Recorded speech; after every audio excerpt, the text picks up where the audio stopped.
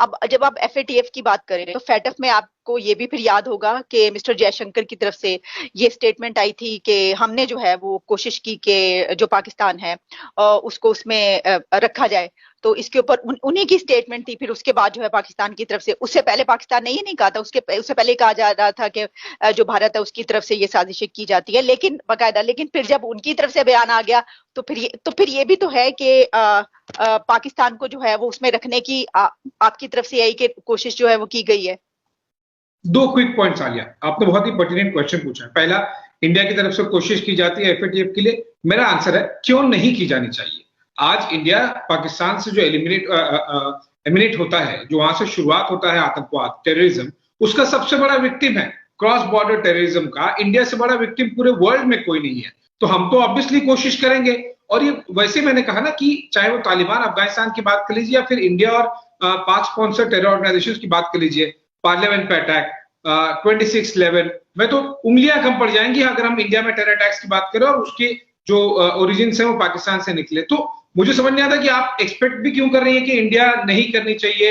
हम तो जरूर कोशिश करेंगे, हम विक्टिम है, हम नहीं करेंगे तो फिर कौन करेगा? नेपाल करेगा, श्रीलंका करेगा? Obviously we are gonna do it. That's one point. Second is, जो आपने कही कि जयशंकर जी की जो स्टेटमेंट आई थी, एफएटीएफ, चीन, यूएस, जर्मनी, इस तरह से जब कंट्रीज उनकी प्रेसिडेंसी होल्ड करते हैं वो, और इसीलिए मैंने शुरुआत में ही कहा लिया कि अमेरिका एफएटीएफ की प्रेसिडेंसी होल्ड किया था जब आप ग्रे लिस्ट में हैं।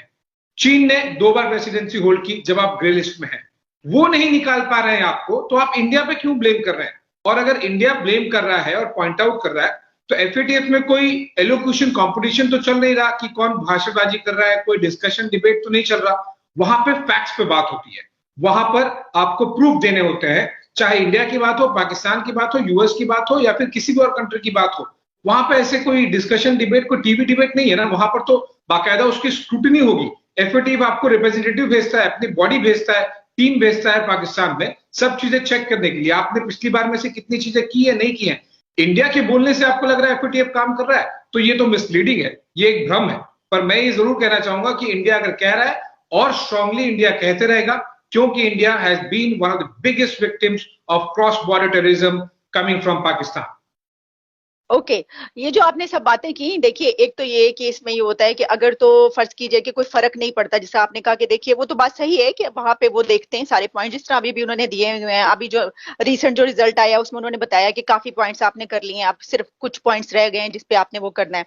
आप सही कह रहे हैं, लेकिन फिर ये कि फिर अगर असर नहीं पड़ता तो फिर इसको करने की क्या जरूरत। लेकिन उसके लिए आपने ये कहा, ये जवाब दिया कि जाहिर है कि जब आप समझते हैं कि भारत विक्टिम है इस हवाले से।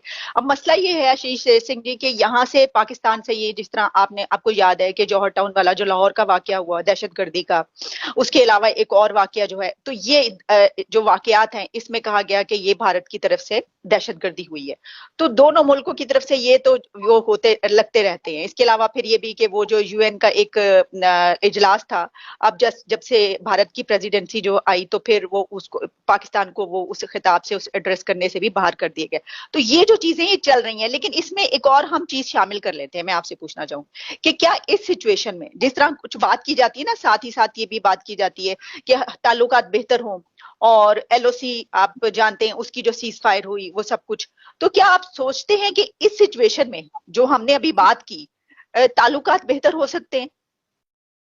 मुझे नहीं लगता।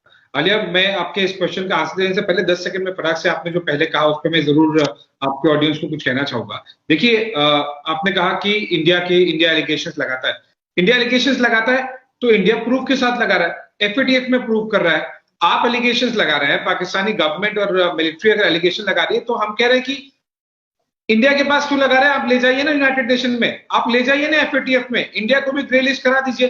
पर वो एलिगेशन है, वो केवल आपने आवाम को बहकाने के लिए और भड़काने के लिए बातें हैं। आपके एविडेंस में दम होगा तो ले जाइए इंडिया के खिलाफ, इंडिया को एफएटीएफ में ग्रे लिस्ट में डाल दीजिए। आपने जो यूनाइटेड नेशन की बात कही, यूनाइटेड नेशन सिक्योरिटी काउंसिल की इंडिया की प्रेसिडेंसी रोटेशन बेसिस पे 1 महीने के लिए थी, 1 अगस्त से लेकर लास्ट अगस्त तक। अब वो खत्म भी हो गई, उससे खत्म होकर भी 1 वीक हो गया।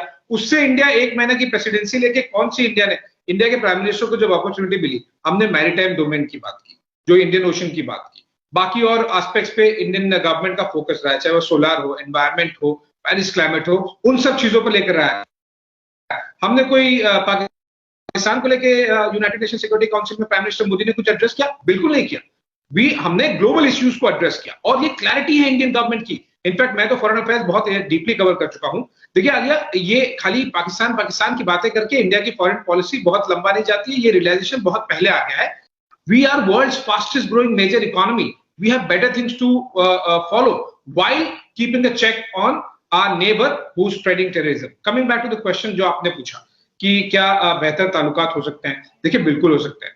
अगर आप किसी कंट्री से पूछेंगे पाकिस्तान में टेररिज्म नहीं हो या फिर बेहतर ताल्लुकात हो, इंडिया से बड़ा उसका सपोर्टर कोई नहीं होगा। देखिए जब हम वर्ल्ड की फास्टेस्ट ग्रोइंग मेजर इकोनॉमी बन रहे हैं, ऐसे में हम नहीं चाहते हैं कि एलओसी और आईबी पे कुछ किसी तरह के इंटरेक्शन होते रहे या फिर मिलिटेंसी हो, कश्मीर हो, ये सब इश्यूज नहीं चाहते। ये तो हमारी ग्रोथ को ही स्लो कर रहे हैं। तो हमसे ज्यादा खुश कोई नहीं होगा अगर पाकिस्तान एक बेहतर कंट्री बन जाए। But the issue here is, आप बोल रहे हैं कि बातचीत होनी चाहिए। देखिए आलिया, आपने मुझे शो पे बुलाया, अगर मैं आपसे बदतमीजी से बात करूं, क्या आप मुझे शो पे करेंगे? क्या आपके व्यूवर्स मुझे देखेंगे? अगर मैं आपको शो पे बुलाऊंगा और अगर हम लोग गाली गलौज बात करेंगे, क्या आपके व्यूवर्स या फिर मेरे व्यूवर्स इसे सुनेंगे? Talks and terror can not go together. आप एक तरफ बात कर रहे हैं, आपने जो की बात करने वाली बात, देखिए कारगिल के समय पे बसें चालू कर दी गई, अटल बिहारी वाजपेयी से लेकर नवाज शरीफ तक। जब 26/11 हुआ, इंडियन गवर्नमेंट का ऑफिशियल डेलीगेशन पाकिस्तान में था और रिटर्न गिफ्ट में क्या मिला? 26/11 अजमल आमिर कसाब और 9 लोगों के साथ में टोटल 10 लोगों को भेजे गए मुंबई में। If you see the talk aspect ना, ये तो इससे पहले 70 सालों में 65-70 सालों में होता रहा है, लेकिन उससे कुछ इंप्रूवमेंट हुआ नहीं। कारगिल मिला, पार्लियामेंट ब्लास्ट मिला, मुंबई का टेरर अटैक 26/11 मिला, इससे क्या हुआ? तो अभी अगर इस गवर्नमेंट ने स्टैंड